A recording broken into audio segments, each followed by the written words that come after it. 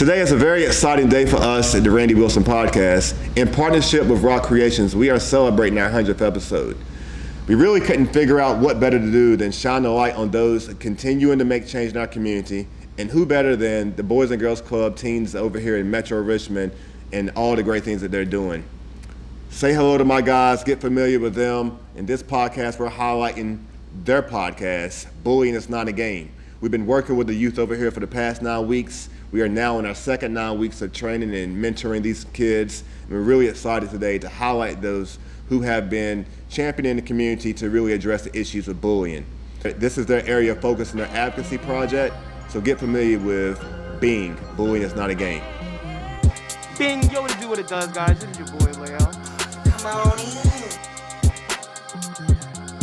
Yo, what's up? It's your girl, Alanda Macklin. I'm very outspoken, and I'm on this podcast to do what I love, and that's to talk. If you're familiar with the Boys and Girls Club, you know that every year there is a youth that is celebrated as the Youth of the Year.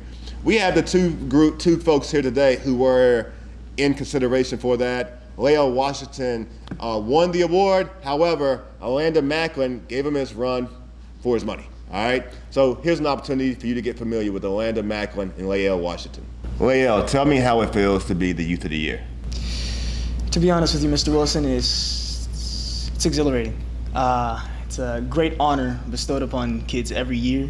So to win it is more of a responsibility, and you have to represent your club when you go out there into the world. And if someone sees you, acting a fool, they'll be like, well, that's our Youth of the Year, so how does that reflect on us? So I feel it's a responsibility and an honor. I know it was a tight race for you. Tell me about Alanda Macklin and what that process was like as you were going up against each other. It was a tight race. It was very competitive, but fun overall. Through the process of it, we asked someone else, Jada P, but she isn't here with us at the moment. But through that entire process, it was fun overall. Like it was really fun, and we learned to manage our responsibilities, how to speak, how to do interviews, different things like that. I want to say it was more like a class, more of anything, because at the end of it, giving the speeches and delivering it was more of the result of all the hard work that we did together. And it's really all I can tell you. Tell me about your experience as you was going after Youth of the Year. I would say my experience, it was a very good experience because I was also learning as I was still doing everything that I was doing, writing the essays, doing the interviews. It was all just a learning experience, and I was honored to be able to witness and do this experience with Leo and Jada P, because I was not in this to win. I was really in it just to learn and have fun, and that's exactly what I did. So I really had a fun time, and it was a great learning experience for me. This question is for both of you all, okay? Jada P's not a part of our podcast, but she's obviously a part of Boys and Girls Club. What can you share with our audience about her? Okay, well, I would say Jada, she's very outspoken. When you first speak to her, you might think she's shy and quiet, but she's actually very outspoken, and she loves to talk. And she really stepped up and did this experience with us. Even though she was Junior Youth of the Year, it was a learning experience for her as well, and it was an honor to be able to basically just do this experience with her as well, so that she can be able to compete as Youth of the Year in the later years.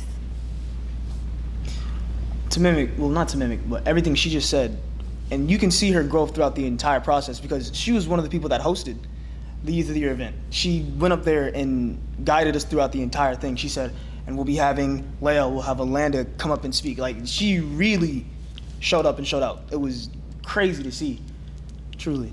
Clearly, we have a great group of leaders and young folk here with the Boys and Girls Club of Metro Richmond. We're highlighting those who you see, but they're also showing respect to Jada P. So I think you guys deserve a round of applause for all the great things that you're doing here.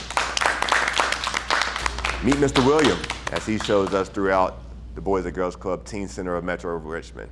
You're going to love this cast member on the upcoming season of B.I.N.G, Bullying is Not a Game. All right, so this is the auditorium where last month we had Youth of the Year here. We also had some other events here, like the talent show that I helped plan with Keystone. And fun Friday meetings are in here, usually on Fridays or whatever, obviously. And this is where we have end of week performances, and that's our stage. Come on, y'all.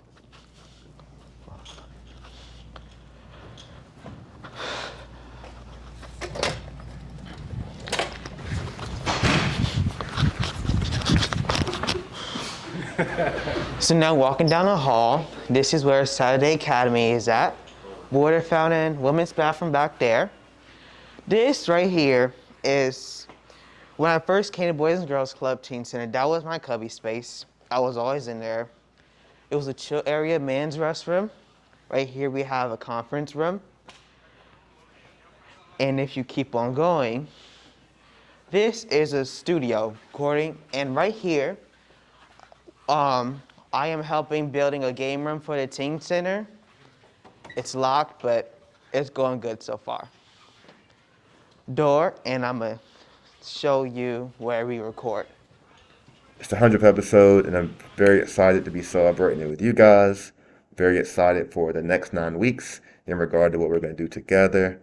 Jaden, based off the previous, thank you, sir, for the correction.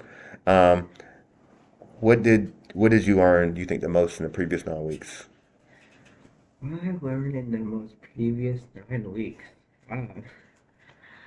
Wow. I think I learned mostly how to be in the community with others rather than just thinking about yourself. Although I still do it, I'm not gonna lie. But I learned to control what you say before you say it. I also learned mic skills on how to not do anything with the mic when recording or whatever. And I just learned that I'm ready. Cool.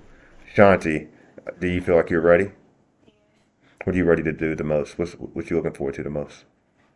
What I'm looking forward to the most is like being a part of this group that we in and doing podcasts with y'all. Well, none, and we keeping this on camera. We're gonna come up with a better attitude than that. Look, this is part of the real thing, and this is not to be edited, but this is part of what we've learned in working with the youth here. Is focusing on communication skills, good eye contact, body posture, advocacy. That's really what we're here about. That's the whole purpose in regard to why we're collaborating here, so that we can give our youth an apprenticeship, a trade, a skill, so that they can go out here and begin doing what they need to do. Everybody got phones?